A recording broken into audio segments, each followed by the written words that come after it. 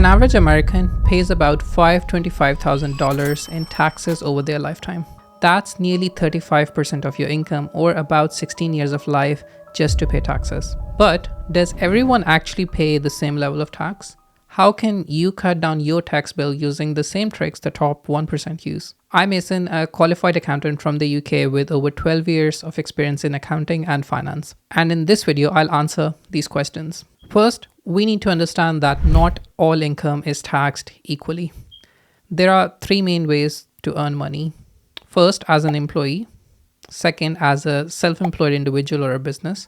And third, as an investor. They are all taxed differently. Here is a simple illustration. Imagine you're an employee making $120,000 a year.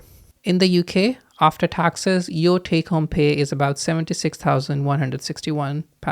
Now, we will go through the calculation for this in a later chapter, but assuming your expenses like rent, bills, fuel, and everything else to support your living totals to about $60,000 a year, you will be left with $16,161 in savings. But what if you owned a business that made $120,000? As a business, you can deduct valid business expenses like a portion of your rent, bill, and fuel costs which are incurred for doing your business. Let's say these expenses total to $30,000. You would be taxed on the remaining $90,000 after deducting these expenses. Now, you still don't pay tax at $90,000, but before we talk about that, let's take a step back on what this means. Well, as an employee, you pay tax on your income first, and then whatever is left after tax, you use that to cover your expenses. But as a business owner, you pay your expenses first from your income and then pay tax on what is left after paying your expenses. This can make a huge difference in your end savings. Now, you might ask why? Well, the government likes to encourage job creation and boost the economy. So there are more tax incentives available to businesses or investors. Now, this doesn't mean we start a business just to save on taxes, because we can lose more money if we're not careful in how we do our business. Instead, we can take our time to learn, research, and prepare before starting a business, and then make the tax savings. Deductions and depreciation. The next strategy is to understand that under right circumstances, anything can be deducted from your income. For example, if you buy a car for $30,000 and use it entirely for business travel, you can claim an annual investment allowance in the UK, reducing your taxable profit by further $30,000 in the first year if it's an electric car. So the $90,000 taxable profit from the previous chapter now drops to $60,000. Similar benefits exist in the US and other countries where you can claim capital allowances in the year of purchase or spread them out over a few years depending on the car type and its emissions. Capital allowances are available for furniture, fixtures, buildings, laptops, and all sorts of equipment and things needed for your business. The number of years this relief is spread out is based on the expected depreciation in the assets. For example, laptops are generally expected to depreciate over 4 years. So if you bought one for your business, spending $1,000, each year you can claim an allowance of $250, which will reduce your taxable income. So now we're left with $60,000 taxable income, but we're not done yet. If you decide to reinvest $20,000 of the money back into your business, for example, to buy better equipment and supplies, all of that expense is deductible and will further reduce your taxable income to $40,000. You may then decide to treat yourself and pay a salary of $40,000 to yourself as the director and employee of the company, which will now be taxed at the lowest rate in the UK, only paying $7,679 in taxes. As for the company, there is zero income left, so it won't pay any tax. This is $36,000 of tax saved just by operating as a business compared to an employee. In recent years, a lot of my friends have switched to subcontracting and set up their own companies, which has allowed them to cut their tax significantly. But how about investors? How do they benefit from tax reduction? Well, in the UK, each year you are allowed to invest up to £20,000 in stocks using a stocks and share ISA. Any profit you make on your shares through increase in their value or by receiving a profit share from the company, also known as dividends, is tax-free. You basically don't pay anything to the government. Most of my share investments are in the US and some European stocks.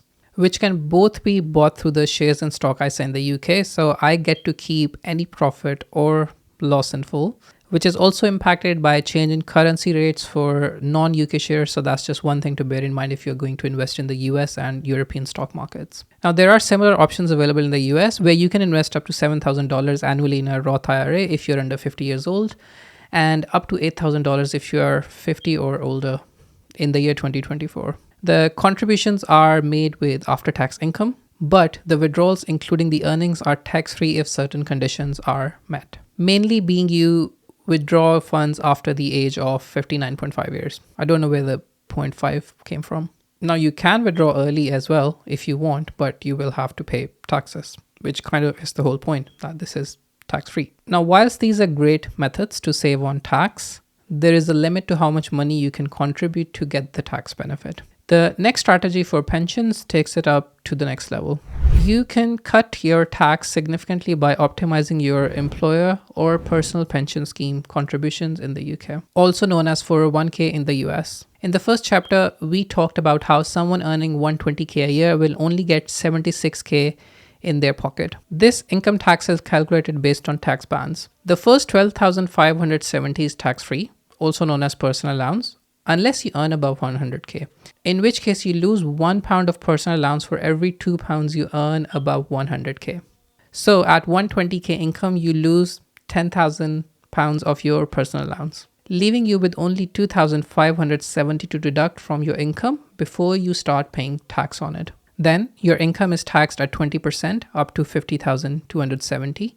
Any income above this up to 125k is taxed at 40%, and anything above this is taxed at 45%. Most employers offer workplace pensions where you can opt in. Let's say you sacrifice 20% of your salary, which is about 24,000, into a pension scheme. Your gross taxable income will now reduce from 120k to 96k, making you eligible for the full personal allowance of 12,570, reducing your taxable income to 83,430 with a take-home pay of 65,757 pounds. Now, most employers also match your personal contribution to a certain limit. Assuming 10%, your employer will also add 12,000 to your pension scheme from their side, which is basically free money. This means you will end up with 97,757 of funds, which is about 21,500 higher when we didn't consider any pension contributions as an employee. The only condition is that you can withdraw money from your pension after the retirement age of 55 in the UK. Next, donations. Most of us make donations but never claim the tax benefit. Let's say you donated 1,000 to charity in the UK. Depending on the rate at which you are taxed on your income, you can save up to 25% of this back as tax credits if you're a higher rate taxpayer by declaring it in your tax return. The good thing is that this incentive is available to both employees and businesses in different forms. So to sum it up, tax law is there to save you money only if you learn how to use effectively or hire an expert advisor who helps you out based on your individual circumstances, which of course this video is not. Business and investors would always be entitled to more tax incentives. And if you're feeling it's about time you started your business to also save on some of the tax, then you might like this video where I talk about 2 proven ways to make money using ChatGPT 4.0.